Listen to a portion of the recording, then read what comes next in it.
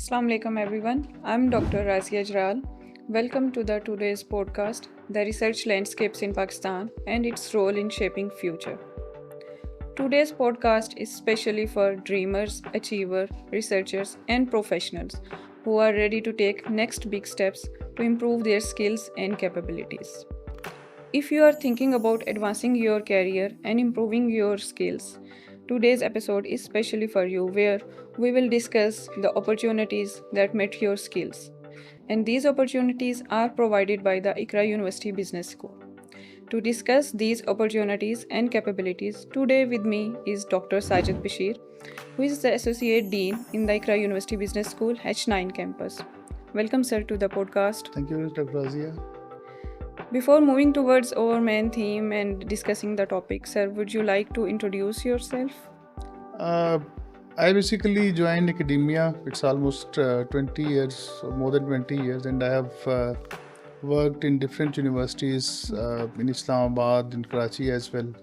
Headed 3 business schools as well. And during this tenure, I have worked in different research areas as well. My specialization is in human resource management. So in that domain, I have published in the leading journals of HRM. I have so far supervised 15 PhDs, more than 200 master students. And I also have a privilege of having HEC's Outstanding Research Award as well. So this is a brief overview of my career in teaching, administrative role and as researcher as well. Mashallah, sir, a very rich career and a very rich personality, and you have very capabilities and experience, no doubt. Sir, you join ICRA, and if you would like to share your vision behind ICRA, joining ICRA, and what are your objectives? ICRA University is, mashallah, one of the leading universities of Pakistan, ranked very high by in ranking by different international and local ranking agencies as well, and also having campuses across Pakistan. I think one of the biggest universities, and already it's performing very well in different areas. So my vision currently of specifically joining this campus, H9 campus, is that I want to start or sort of initiate different type of interventions. Like at master's level, I want to have a better culture of research here, using different new methodologies and techniques in the classrooms, introducing different courses as well. And at undergrad level, I think my focus along with my team will be more on close interaction with the industry, and the gap which generally we talk about, academia and industry gap. I think I'll try to bridge that gap, and I'll be having more interaction with the industry. We'll assign different such projects to students which are more industry focused, and at master's level I think it will be more research intensive courses. So this is what I plan to do initially in short term. And then in long term, inshallah, when this process will start working, then we'll start to have better collaborations, not only in the local market, but also with international organizations as well. Very rich, sir, and your vision is very good, and especially अगर हम ICRA के context में बात करें तो I think it will be beneficial for ICRA, as you are a pioneer in research, plus you also have a award from HEC of a best researcher. So what do you think? What are the research landscapes in Pakistan, and especially in Twin Cities? I think research landscape in last 10 years it has changed a lot. Although Pakistan के जो लोग हैं researchers हैं specially in last 20 years अगर हम देखें तो बहुत अच्छा, जब से HEC के डिफरेंट इनिशिएटिव्स के बाद the number of publications are increasing. I think people are publishing in very good journals. University rankings भी because of that these are improving. लेकिन right now the research landscape, although it is providing a lot of opportunities, but it is challenging as well, जिसमें technology का बहुत important role है. बहुत ज़्यादा changes आ रही हैं और उसका effect apart from other domains, because we basically are working for a business school, तो business में उसका impact बहुत ज़्यादा आ रहा है, जो fintech और artificial intelligence और even HR marketing हर domain में, if we just talk about social media marketing, तो marketing का totally domain ही change हो गया. Of course. तो इसकी वजह से जो research problems थे जिस पे हम हमारे scholars काम कर रहे थे, उनकी nature भी बहुत ज़्यादा change हो गई है. So it's a new world, and I think a lot of opportunities for researchers as well, but it's a big challenge as well, because in problems को solution find out करना बहुत ज़रूरी है, लेकिन उसके लिए मे बी जो हमारे traditional methods हैं वो बहुत work नहीं करेंगे. And in that area I think there is a need जिसके लिए ICRA University में will be focusing on these areas and on these topics as well, जिससे हम एक not only it's research for the sake of research, बल्कि उसका कोई impact एक socially भी नज़र आए, कुछ contribution भी नज़र आए. It's not only beneficial for the students but for organizations as well. बिल्कुल sir, agree with you. This is the transition phase, ठीक है, and transition is very rapid, especially in research. And sir, what do you think? We are in Twin City. There are a number of universities, top universities. How can you make H9 campus different, and what are the specialty in H9 campus? I think if we talk about the research master's program, the basic requirement throughout the world, even you talk about Harvard or Stanford, is the strength is its faculty.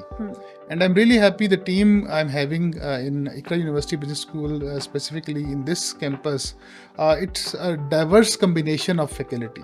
So there are very good researchers, I think, who are capable enough to guide the new lot of researchers, because they are published in top tier journals, and many have supervised a number of quality theses as well.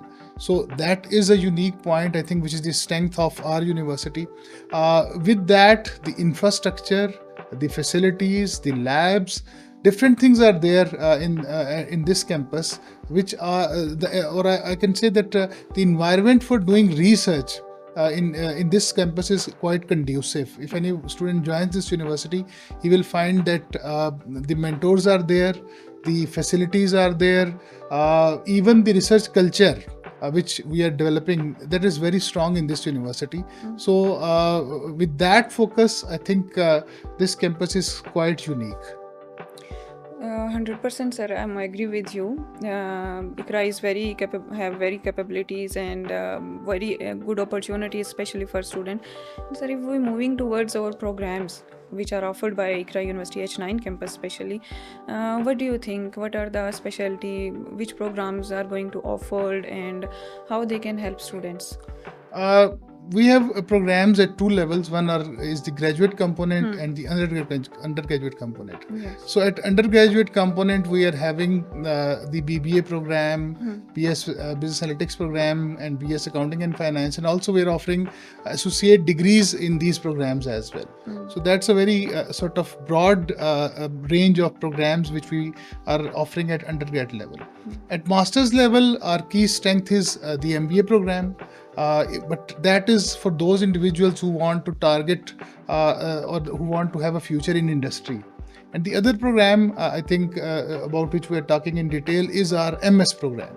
So MS program at ICRA University is a unique program in a way that it has a combination of theory-based courses, hands-on practice, and then the thesis part as well. So right from there is a gradual transformation in this program in which student develops the skills from learning the basic skills to its applications. And then finally, I think we are also offering the PhD program as well. PhD in we have specialization in human resource management and marketing and finance. So any good business school, I think, would like to have a wide range of programs which this campus is offering. No doubt, sir. There is a list of programs and number of students can avail these opportunities. But if we show special concern towards MS programs, how will you structure this program? किन कौन कौन से इसमें आप specialisation किन programmes में हो रही है, एंड स्ट्रक्चर किस तरह का होगा, थ्योरी बेस्ड है, रिसर्च बेस्ड है, एंड स्टूडेंट्स उसे किस तरह से डिवाइड करेंगे अपने वो जो 2 साल होंगे एमएस के प्रोग्राम के, how will you differentiate this? I think ये बहुत इंपॉर्टेंट क्वेश्चन है, बिकॉज जब भी कोई student under grade degree business पे कंप्लीट करता है ना, तो उसे MBA की तो फिर ओरिएंटेशन होती है. When we talk about MS, तो people confuse कि अच्छा MS करके हम क्या करेंगे. तो आई थिंक इस हवाले से ये पॉडकास्ट बहुत से लोगों के लिए हेल्पफुल हो सकती है कि the objective of MS programme is different. It is a research intensive degree और इसका कैरियर पाथ बिल्कुल एक डिफरेंट है. इसमें अगर आप आगे जाके इंडस्ट्री में एज कंसल्टेंट काम करना चाहते हैं, आप एकेडेमिया में जाना चाहते हैं, आप अपनी कैरियर को आगे मूव करके टुवर्ड्स PhD लेके जाना चाहते हैं, to want to become a full time researcher, तो उनके लिए this is the best field. तो उसी जो ओरिएंटेशन को those students who want to have a career in this field, हमने इस प्रोग्राम को बड़ा एक सिस्टमैटिक वे में डिज़ाइन किया. अगर हम हमारा कोर्स स्ट्रक्चर देखें तो उसके लेवल्स हैं, जिसे मैं कहूँगा कि लेवल 1, 2 एंड 3. तो they start with the basic concepts of research, how to identify a problem, how to define a problem, literature review कैसे करते हैं, और इसी तरह फिर फर्दर उस प्रॉब्लम को अल्टीमेटली सॉल्व करने के लिए मेथड्स कैसे अप्लाई होंगे, और अल्टीमेटली हमने उसका सोल्यूशन कैसे फाइंड आउट करना है. तो पहला सेमेस्टर इसकी कैपेबिलिटीज़ की डेवलपमेंट में लगेगा. तो यहाँ पे कॉन्सेप्ट जब डेवलप हो गया, सेकेंड में जाके ना फिर उसे हम एक टास्क असाइन करेंगे उन कोर्सेज के साथ साथ कि वो प्रोजेक्ट्स ऐसे करें, not maybe full fledged research, लेकिन उन कोर्सेज को हम ऐसे स्ट्रक्चर किया हुआ है कि वो प्रोजेक्ट्स ऐसे करें कि जो उन्होंने फर्स्ट सेमेस्टर में सीखा है अब उसे वो खुद अप्लाई या टेस्ट करके देखें, वो लैब में जाके डेटा का एनालिसिस खुद करें, उन प्रॉब्लम्स के साथ रिलेट करें और उसका सोल्यूशन फाइंड आउट करें. Once they are capable enough कि they can relate theory with the application, फिर हम इंशाल्लाह उन्हें थीसिस स्टेज पे लेके आएंगे, जहाँ पे एक मेंटोर की सुपरविजन में दे विल बी वर्किंग, लेकिन उन्होंने वो सब कुछ ऑलरेडी उस पर वर्क किया हुआ होगा. तो वहाँ जाके उन्होंने उस जो सुपरवाइज़र की हेल्प से एक रियल टाइम प्रॉब्लम को, इंडस्ट्री रिलेटेड प्रॉब्लम है, जो भी इस वक्त कोई थ्योरेटिकल कोई हो चीज़ हो सकती है, कोई प्रैक्टिकल चीज़ हो सकती है, उस पर काम करना है और उसे वो फिर फुल फ्लेज एक एफर्ट के साथ उसे वो कंप्लीट करेंगे. तो जिस वक्त जो एक विजन हमारा ये है कि वो जब थर्ड सेमेस्टर कंप्लीट करके निकले तो that student becomes a scholar competent enough to be called an independent researcher. अब उसे हेल्प तो सारी ज़िंदगी में लेनी पड़ती है लोगों से, लेकिन स्टिल उसके पास इतनी स्किल्स हों कि वो खुद रिसर्च कर सके, वो प्रॉब्लम्स को आइडेंटिफाई कर सके और उसके लिए क्या मेथड्स अप्लाई करने हैं, डेटा किस तरह का चाहिए, एनालिसिस कैसे करना है, इस सब में वो खुद काम कर सके. तो इस हवाले से हमने बहुत अभी कुछ टाइम में अपने जो MS प्रोग्राम को रीस्ट्रक्चर भी किया है. उसमें बहुत हमने कोर्सेज को और उसमें जो एक्टिविटीज़ को ऐसे डिफ़ाइन किया है कि इंशाल्लाह हमारा प्रोग्राम बहुत सी यूनिवर्सिटीज़ से डिफरेंट और बेहतर होगा. बिल्कुल सर. एंड जिस तरह से आपने उसको ब्रीफ किया है, आपने बताया है और उसका स्ट्रक्चर आपने बहुत ही अच्छे तरीके से क्लियर किया है. आई मस्ट से कि ये तो बहुत मतलब इंटरेस्टिंग है स्टूडेंट्स के लिए, उन्हें ये अपॉर्चुनिटीज़ लाजमी अवेल करनी चाहिए. सर अगर हम बात करें तो MS प्रोग्राम की, तो आपको पता है कि मोस्टली स्टूडेंट्स अंडर ग्रेड्स के बाद जॉब की तरफ मूव करते हैं और वर्किंग प्रोफेशनल्स जो हैं वो ये वाले प्रोग्राम्स ज़्यादातर अडॉप्ट करते हैं. MS हो गया, MBA हो गया, MPhil हो गया. तो जो वर्किंग प्रोफेशनल्स हैं उनके लिए क्या फैसिलिटीज़ हैं, या वो किस तरह से इस प्रोग्राम में आगे बढ़ सकते हैं, या क्या वो ये प्रोग्राम अडॉप्ट कर सकते हैं? जी देखें, वर्किंग प्रोफेशनल्स के लिए एक तो जो भी लोग कहीं पे भी जॉब कर रहे हैं वो मेरी बात ज़्यादा बेहतर समझेंगे कि कैरियर प्रोग्रेशन विदाउट एजुकेशन के नॉलेज क्या पॉसिबल नहीं रही. ऑफ कोर्स आप अपने नॉलेज को एक जगह स्टेगनेंट कर दें और फिर आप सोचें कि जितना इस वक्त चैलेंजेस हैं तो उसे definitely most of the working professional they are thinking कि हम किस डिग्री में जाएं, कौन सा आगे किन कोर्सेज की तरफ जाएं, किन प्रोग्राम्स की तरफ जाएं. तो हमारे प्रोग्राम में जो 2-3 फीचर्स हैं ना वो बहुत यूनिक हैं. एक तो इस हवाले से कि working professionals what I have observed in last rather I'd say in decades of experience, a majority of working professionals वो खुद फी पे कर रहे होते हैं. अंडरग्रेड तक तो it's the responsibility of parents, लेकिन जब बंदा जॉब कर रहा होता है तो उस वक्त फिर वो ज़्यादा कॉन्शियस हो जाता है कि कौन सा प्रोग्राम अफोर्डेबल है. तो इकरा यूनिवर्सिटी का जो विजन देखे ना उसमें एक वर्ड अफोर्डेबिलिटी का भी है. तो हमने उन सारे प्रोग्राम्स का जो फीस स्ट्रक्चर ऐसे डिफाइन किया है कि ये एक आम स्टूडेंट के लिए भी, इसी तरह वर्किंग प्रोफेशनल के लिए भी अफोर्डेबल हो. और उसका कंपैरिजन अगर आप हमारी यूनिवर्सिटी के फीस स्ट्रक्चर वेबसाइट पे गिवन है। आप अगर हमारे MS प्रोग्राम का, MBA प्रोग्राम का, बाकी प्रोग्राम्स का भी अगर कंपैरिजन बाकी प्राइवेट सेक्टर यूनिवर्सिटी से करें तो बहुत ही एक रीजनेबल, और उसकी बेसिक ऑब्जेक्टिव यही है कि सबको एक इक्वल अपॉर्चुनिटी मिले, एक क्वालिटी एजुकेशन ले सके। तो एक तो ये एडवांटेज हो गया। सेकंड, वर्किंग प्रोफेशनल्स के लिए जो एक चैलेंज ये होता है कि 9 to 5 जॉब है, उसके बाद फिर हम किस तरह से ट्रेवल करके यूनिवर्सिटी तक पहुंचे। तो इकरा यूनिवर्सिटी को S9 का हमें जो एक एडवांटेज ज्योग्राफिकल के लिए है कि ये बिल्कुल इस्लामाबाद के एक सेंटर, एक हब में है। मतलब आप किसी भी इस्लामाबाद, मेन इस्लामाबाद से ट्रेवल करना चाहें तो बहुत 15-20 मिनट, मैक्सिमम 30 मिनट्स में यहाँ आ सकते हैं।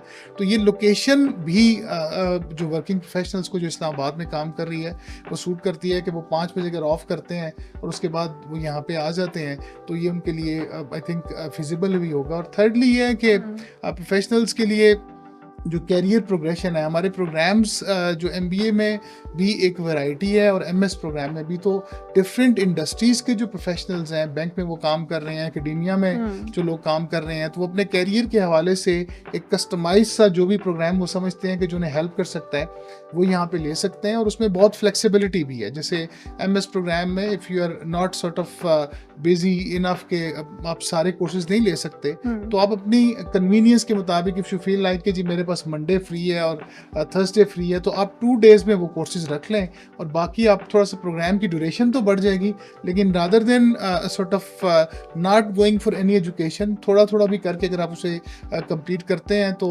ड्यूरेशन तो बढ़ेगी उसकी, लेकिन you can have a masters degree from this university. बिल्कुल सर, मैं आपकी बात से बिल्कुल एग्री करती हूँ कि 3 तरह की एजेस हैं। एक तो जियोग्राफिकल एज भी मिल रही है स्टूडेंट्स को यहाँ पे, प्लस उन्हें यहाँ पे अफोर्डेबिलिटी का भी है और उनकी अपनी कैरियर डेवलपमेंट भी हो रही है। तो सर एक तो अब हम अगर फैकल्टी की बात करें तो एक तो हमारे पास सबसे पहले एग्जांपल आप खुद हैं यहाँ पे, and a good researcher, a good professional, a good teacher. तो इसके अलावा आपकी टीम में, मतलब इकरा यूनिवर्सिटी में फैकल्टी की अगर देखी जाए तो फैकल्टी वाइज तो किस तरह से कैपेबिलिटीज़ हैं? फैकल्टी में जैसे मैंने कहा कि डाइवर्सिटी है। हमारे पास ऐसे बहुत से लोग हैं जो जिनका एक इंडस्ट्रियल एक्सपीरियंस अच्छा है, उस हवाले से वो स्टूडेंट्स को बहुत अच्छा गाइड कर सकते हैं। फिर इसी तरह एक ग्रुप है जो रिसर्च में बहुत स्ट्रॉन्ग है, तो जो हमारा MS का प्रोग्राम है, PhD का प्रोग्राम है, डेफिनेटली बिकॉज जो रिसर्च कैपेबिलिटीज़ आपकी एक तो डिग्री तो मैटर करती है, उसके बाद आई थिंक ऐसे इंटरनेशनल स्टैंडर्ड्स हैं जो पूरी दुनिया में एक्सेप्टेबल हैं। आपका पब्लिकेशन किन जर्नल्स में है, आपका H इंडेक्स कितना है, वेब ऑफ साइंस में आपकी कितनी पब्लिकेशन है, स्कोपस में, तो उस हवाले से भी हमारे जो फैकल्टी है उसकी प्रोफाइल्स बहुत अच्छी हैं। और एरियाज़ में भी उनकी कम्पिटेंसी डाइवर्स है। हमारे पास बहुत अच्छे HR के टीचर्स हैं, मार्केटिंग के भी हैं, फाइनेंस के भी हैं, इसके साथ साथ जो बाकी एलाइड जो सब्जेक्ट्स आते हैं, चाहे वो सप्लाई चेन मैनेजमेंट है या मैथमेटिक्स है, स्टैट्स है, कंप्यूटर है, और अब अगर हम रीसेंट ट्रेंड्स की बात करें तो इसमें एनालिटिक्स है, आर्टिफिशियल इंटेलिजेंस है। तो इस हवाले से एक हमने कोशिश ये की है कि एक बेस्ट जो फिट है या एक कम्बिनेशन है फैकल्टी का, वो हमने वहाँ बना के रखा हुआ है। और it's not only the permanent faculty, हमारा एक बहुत स्ट्रॉन्ग एक लिंक इंडस्ट्री के साथ भी है, और इंडस्ट्री के बहुत अच्छे जो एक्सपर्ट्स हैं हम उन्हें रिक्वेस्ट करते हैं और उनकी कन्वीनियंस पे इट्स नॉट ओनली कि वो सिर्फ सेमिनार्स के लिए आते हैं, बल्कि हमारे मुख्तलिफ कोर्सेज भी वो पढ़ा रहे हैं। तो जहाँ पे इंडस्ट्री के एक्सपर्ट्स की रिक्वायरमेंट होती है वहाँ पे वो लोग भी। तो I think I would rate जो हमारी इकरा यूनिवर्सिटी बिजनेस स्कूल की फैकल्टी है, competency diversity wise it is one of the best faculties in Pakistan, और एटलीस्ट ट्विन सिटीज़ में तो अल्हम्दुलिल्लाह बहुत अच्छे लोग हमारे पास हैं। बिल्कुल सर, मैं बिल्कुल आपकी बात से एग्री करूँगी। फैकल्टी भी हमारी बहुत अच्छी है और प्लस यहाँ पे जो एकेडेमिया है वो बहुत स्ट्रॉन्ग है, और इसके साथ ही जो लिंक है स्पेशल इंडस्ट्री के साथ, जैसे देखें अगर यूनिवर्सिटी में जैसे डिफरेंट प्रोग्राम्स होते हैं, जैसे एंटरप्रेन्योर गाला हो गया, जॉब फेयर हो गया, तो this is the clear representation के we are not producing students, perhaps we are making them ready to go in the field and to do work. जी जी। तो सर आप क्या सजेस्ट करते हैं कि मतलब अगर स्टूडेंट है आफ्टर कंप्लीटिंग MS प्रोग्राम और MBA, what he or she can do confidently after completing a program? ये तो आई थिंक जैसे आपने कहा कि 2 डिग्रीज हैं ना, दोनों का एक बिल्कुल। कैरियर पाथ एक अलग से है। बिल्कुल। ये तो पहले तो ये है कि स्टूडेंट को एडमिशन से पहले इसमें सोचना चाहिए, बीबीए के बाद ना, जी। कि मेरा आगे फ्यूचर प्लान्स क्या हैं, क्योंकि कुछ Yes. स्टूडेंट्स की ओरिएंटेशन होती है कि मैंने बिजनेस करना है, एंटरप्रेन्योरशिप में जाना है या जॉब करनी है। तो आई थिंक उनके लिए बेस्ट जो सूटेड डिग्री है वो एमबीए, क्योंकि एमबीए के बाद आपका कैरियर जो है वो इंडस्ट्री के अंदर मूव करता है, जहाँ पे आप एज मैनेजर या प्रैक्टिशनर काम कर रहे होते हैं। Yes. तो एमबीए के बाद तो आप क्लियर कट एक उस कैरियर पाथ के बारे में सोचें कि मैं इंडस्ट्री में, हायरार्की में मैं अपने आप को किस फील्ड में देखता हूँ। स्पेशलाइजेशन आपकी अपनी चॉइस है, लेकिन आपका वो कैरियर सारा फिर इंडस्ट्री में ही गुजरेगा। लेकिन दूसरी साइड पे अगर कुछ लोगों की स्कॉलरली ओरिएंटेशन ज़्यादा है, और स्कॉलरली के साथ साथ अब जो इस वक्त रिसेंट अगर हम देखें कुछ टाइम में ये हुआ है कि क्योंकि जो कंसल्टेंट्स हैं ऑर्गेनाइजेशंस की प्रॉब्लम को सॉल्व करने के लिए, इंटरनेशनल ऑर्गेनाइजेशंस को बहुत अच्छे कंसल्टेंट्स की ज़रूरत होती है जो पाकिस्तान के प्रॉब्लम्स के ऊपर अच्छा डेटा कलेक्ट कर सकें, अच्छा डेटा एनालिसिस करने वाले होने चाहिए। तो उस हवाले से हम देखें तो उसमें आई थिंक एमएस की डिग्री एक बड़ा ही राइट एक चॉइस है कि अगर आप मास्टर्स की डिग्री एमएस कंप्लीट करते हैं और उसके बाद इट्स बेटर कि आप उसे फर्दर पीएचडी तक लेके जाएं। तो नॉट ओनली इन एकेडेमिया, ये तो एक कि आपका कैरियर पाथ एक है ही है कि आप किसी यूनिवर्सिटी में एज फैकल्टी अपना कैरियर स्टार्ट कर सकते हैं, लेकिन उसके साथ साथ एज कंसल्टेंट, जैसे मार्केटिंग में इस वक्त मार्केटिंग रिसर्च में बहुत ज़्यादा लोग काम कर रहे होते हैं डिपार्टमेंट्स में, और प्रोडक्ट डेवलपमेंट से उसकी मार्केटिंग तक हर जगह उनकी ज़रूरत होती है। तो ये कैरियर भी बहुत इस वक्त इन डिमांड है, और जनरली इस साइड पे लोग कम हैं। मेजॉरिटी प्रैक्टिशनर साइड पे तो चले जाते हैं, लेकिन यहाँ पे अच्छे रिसर्चर्स, अच्छे कंसल्टेंट्स, अच्छे डेटा को लेके उसके एनालिसिस करने वाले वो कम है। तो मुझे तो लगता है कि ये फील्ड चूज़ करने वालों के लिए आगे कैरियर की opportunity, and the good thing is not only in Pakistan. अगर मैं रिसेंट पास को रिकॉल करूं तो मेरे जो मेजॉरिटी ऑफ स्टूडेंट्स हैं आफ्टर डूइंग एमएस और ख़ास तौर पे PhD, majority they are not working in Pakistan. उन्हें अच्छी ऑर्गेनाइजेशंस में और यूनिवर्सिटीज़ में पाकिस्तान से बाहर अपॉर्चुनिटी मिली, बिकॉज ये एक ऐसी एबिलिटी है कि जिसके लिए आपकी स्किल जो है ना वो खुद नज़र आ जाती है कि किन जर्नल्स में आपने पब्लिश किया हुआ है, कौन से आपने प्रोजेक्ट्स ऐसे कंप्लीट किए हैं इंटरनेशनल ऑर्गेनाइजेशंस के साथ। तो if you have those credentials, तो फिर आपका कैरियर यहाँ नहीं बल्कि इंटरनेशनल ऑर्गेनाइजेशन में भी बहुत अच्छा इस साइड पे आ सकता है। इसलिए मैं अगर स्टूडेंट्स को, इट्स नॉट बिकॉज कि मैं खुद रिसर्चर हूँ तो मेरी कोई शायद इसकी तरफ ओरिएंटेशन या बायसनेस ज़्यादा होगी, मैं कैरियर के हवाले से उन्हें सजेस्ट करता हूँ कि ये वो एरिया है कि वो रॉबर्ट फ्रॉस्ट की एक बड़ी पॉपुलर पोइम है जिसमें उसने कहा था कि रोड लेस ट्रेवल्ड बाय, कि देयर वर 2 रोड्स और I selected the road which is less travelled bye, and that made the difference कि जिस रास्ते पे बहुत कम लोग जाते हैं उस पे आप जाएं तो आपको ज़्यादा अपॉर्चुनिटीज़ मिलती हैं। तो अभी भी मेरा ख्याल है कि एमएस और पीएचडी एक ऐसी डोमेन है जिसके बाद लोकली और इंटरनेशनली अपॉर्चुनिटीज़ बहुत ज़्यादा हैं। अगर स्टूडेंट इस साइड पे आते हैं तो आई थिंक ये उनके लिए बहुत अच्छा एक कैरियर बन सकता है। बिल्कुल सर, बिल्कुल मैं आपकी बात से एग्री करती हूँ। और जिस तरह से आपने ये एक्सप्लेन किया कि आप इसको, जैसे आपने बीच में थोड़ा सा जिक्र किया पीएचडी का भी, तो आप थोड़ा सा मज़ीद इसको एलोबरेट करेंगे कि किस तरह से आपका एमएस जो प्रोग्राम है वो हेल्पफुल होगा पीएचडी जिन लोगों ने आगे कैरी करनी है अपने फ्यूचर में, या जिनका है प्रोग्राम कि वो पीएचडी तक जाएं, तो उन स्टूडेंट्स के लिए सर आप क्या गाइडेंस? पीएचडी बेसिकली ना, एमएस में तो हम फाउंडेशन एक डेवलप करते हैं रिसर्च की, और पीएचडी में डेफिनेटली स्टूडेंट एक फुल फ्लेज स्कॉलर या रिसर्चर की फॉर्म में इमर्ज होता है। तो पीएचडी प्रोग्राम के लिए अब ये डिपेंड करता है कि आप पीएचडी किस तरह से या कहाँ से करना चाहते हैं। अब बहुत से स्टूडेंट्स की ओरिएंटेशन ये होती है कि अच्छा हमने एमएस यहाँ से किया और पीएचडी हम इंटरनेशनल किसी बड़ी यूनिवर्सिटी, टॉप 100-200 यूनिवर्सिटीज़ में किसी में जाएं। तो उसमें एक बहुत इंपॉर्टेंट एलिमेंट ये होता है कि आप रिसर्च प्रपोजल आपने एक सबमिट करना होता है कुछ सुपरवाइजर से आपने कंसल्ट करके। तो अगर आपने एमएस अगर आपका स्ट्रॉन्ग है तो वो again that is based on my own experience, और मेरे बहुत से जो कलीग्स हैं कि जिन लोगों ने एमएस में अच्छी रिसर्च की थी, जिस वक्त उन्हें अच्छी यूनिवर्सिटीज़ को अप्रोच किया पीएचडी में एडमिशन के लिए, तो उनकी प्रपोजल इतनी स्ट्रॉन्ग थी कि बाज़ लोगों को 2-2, 3-3 जगह पे भी एडमिशन ऑफर हो गए फुल फ्लेज वो 100% स्कॉलरशिप के साथ। तो एक तो ये बहुत उसके लिए एक फैसिलिटेट करता है। प्लस पीएचडी में जब आप इनरोल होते हैं तो उस वक्त जो एक एक्सपेक्टेशन ही होती है कि बेसिक लेवल का आप रिसर्च वर्क करके आ गए हैं, इसलिए वहाँ पे जितनी भी यूनिवर्सिटीज़ हैं वो इस चीज़ पे फोकस कर रही होती हैं कि आपको प्रॉब्लम्स के ऊपर काम स्टार्ट कराते हैं और फिर वो कहते हैं कि इसके ऊपर ना आप 2-3 साल लगा के इसका एक आउटपुट दें। तो एमएस की स्ट्रेंथ पीएचडी के अच्छा कंप्लीशन में एक बहुत इंपॉर्टेंट रोल प्ले करती है। इसीलिए मैं जो इस पॉडकास्ट में भी मैं रिपीटेडली बात कर रहा हूँ कि एमएस में हम जो एक इंशाल्लाह कोशिश करेंगे कि इतनी अच्छी फाउंडेशन लोगों को मिले कि जो पीएचडी की तरफ जाना चाहते हैं उन्हें इंटरनेशनल यूनिवर्सिटीज़ में या लोकली अच्छी जगह एडमिशन्स भी मिले, और जब वो पीएचडी में जाएं तो फिर वो उस लेवल की रिसर्च करें जो जिसका इम्पैक्ट एक इंटरनेशनली एक नज़र आए। जैसे बहुत से पाकिस्तानी बहुत अच्छी रिसर्च उन्होंने की और इस वक्त वो इंटरनेशनल लेवल पे बहुत अच्छी यूनिवर्सिटीज़ में, इदारों में काम कर रहे हैं। तो ये एक ऐसा एक पाथ है, again I will repeat the word के which is less travelled by. इसकी तरफ लोगों की ओरिएंटेशन कम है लेकिन इसमें अपॉर्चुनिटीज़ बहुत ज़्यादा है, बट ये 3-4 साल आपको बहुत एक्स्ट्रा ऑर्डिनरी एक एफर्ट करनी पड़ती है। Then I think you can have a very amazing career after completing MS and PhD. बिल्कुल सर, नो डाउट ये लेस ट्रैवल पाथ है, लेकिन जब ये पाथ आप ट्रैवल कर लेते हैं ना उसके बाद आगे बहुत सारे पाथ्स ओपन हो जाते हैं आपके लिए कैरियर वाइज।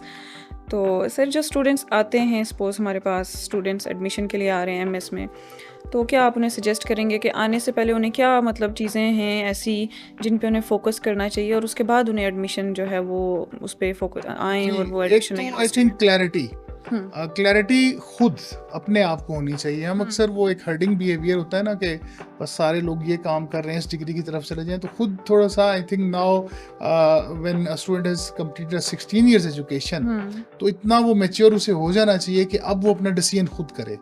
उसे असेसमेंट अपने 4 इयर्स में कर लेनी चाहिए कि मेरी ओरिएंटेशन है क्या है, मैं इंडस्ट्री में जाना चाहता हूँ या मेरी रिसर्च की ओरिएंटेशन है, मैं इस साइड पे अच्छा काम कर सकता हूँ। पहले तो यहाँ से ना वो एक बैठ के अपना एक एनालिसिस करें और फिर डिसीजन करें। सेकेंडली फिर ये है कि एडमिशन के लिए अगर आपने आना है तो फिर जो हर यूनिवर्सिटी की रिक्वायरमेंट होती है इसी तरह हमारी यूनिवर्सिटी की भी रिक्वायरमेंट है। लाइक आपने एडमिशन टेस्ट हमारा देना है, वो क्वालिफाई करना है, उसके लिए तैयारी करें। हमारे एडमिशन ऑफिस से आप उसका सैंपल लें, कौन से क्वेश्चंस उसमें आते हैं, पैटर्न उसका देखें। Once you qualify that test तो फिर एक इंटरव्यू भी होता है। और एमएस में थोड़ा सा हम ज़्यादा पर्टिकुलर होते हैं कि स्टूडेंट को इस हवाले से गाइड करने के लिए कि उसकी ओरिएंटेशन हम अच्छी तरह से देख लें कि क्या ये रिसर्च में अच्छा काम कर सकता है इसमें और इस डोमेन में इसकी एबिलिटीज़ कैसी हैं। तो एक शॉर्ट सा इंटरव्यू भी होगा, तो उसके बाद भी डिसाइड कि आपको एमएस प्रोग्राम में आना चाहिए या एमबीए प्रोग्राम में जाना चाहिए। तो ये एक बेसिक 2 रिक्वायरमेंट्स हैं जो यहाँ पे आई थिंक टेस्ट और इंटरव्यू तो हर जगह होता है, लेकिन I think important thing is एक असेसमेंट अपनी करना कि after completing my BBA degree अब मेरा पाथ क्या होना चाहिए। मैं अब किसी से ना पूछूं, बल्कि मैंने जब कोर्सेज पढ़े हैं तो मुझे खुद एक आइडिया होना चाहिए कि मैं किस फील्ड में अच्छा काम कर सकता हूं और उसी को आप अडॉप्ट करें। जो फील्ड आप फील करते हैं, जो स्टीव जॉब्स ने स्टैनफोर्ड में जो उनके कॉन्वोकेशन में लेक्चर में कहा था कि listen to the voice of your heart because that is something which no one else can hear. तो खुद आपको पता है कि आप क्या कर सकते हैं, तो उस फील्ड को ऑप्ट करेंगे तो इंशाल्लाह बहुत अच्छा आप परफॉर्म कर सकते हैं उस फील्ड में। बिल्कुल सर, वेरी इम्प्रेसिव। और आपने जिस तरह से गाइडलाइन प्रोवाइड की तो एक बात बहुत अच्छी है कि खुद को जानना बहुत ज़रूरी है। जी बिल्कुल। और उसके लिए मेरे ख्याल से स्टूडेंट्स यहाँ पे आए हमारे कैंपस में हर चीज़ प्रोवाइड की जा रही है, प्रॉपर गाइडेंस, देयर कैपेबिलिटीज़ को देख के उनके मुताबिक हर चीज़ें उन्हें दी जा रही हैं। तो very interesting and very thoughtful conversation रही सर आपके साथ। तो आप कोई मैसेज देना चाहें आप स्टूडेंट्स को अपनी तरफ से, जो हमारी आजकल की यूथ है स्पेशली इन्हें? आजकल सब लोग क्योंकि जेन जी की बहुत बात होती है बिल्कुल सर, कोआर्ट्स हैं और ये बड़ा मेरी तो क्योंकि वो फील्ड भी है एचआर और उसमें ओबी में हम बहुत अप्लाई भी करते हैं। तो इस जनरेशन की एक अपनी एक लाइफ से एक एक्सपेक्टेशंस हैं, अपना एक ज़िंदगी गुजारने का तरीका है। लेकिन चाहे वो आप जनरेशंस को बेबी बूमर से शुरू करें, जनरेशन एक्स आ जाए या मिलेनियल्स आ जाए या अब तो जनरेशन अल्फ़ा भी आना शुरू हो गए हैं, तो वो भी यंग एज में आना शुरू हो गए हैं। तो एक चीज़ का कोई अल्टरनेट नहीं है, वो हार्ड वर्क। वो जिस जनरेशन ने किया वही सक्सेसफुल हुआ।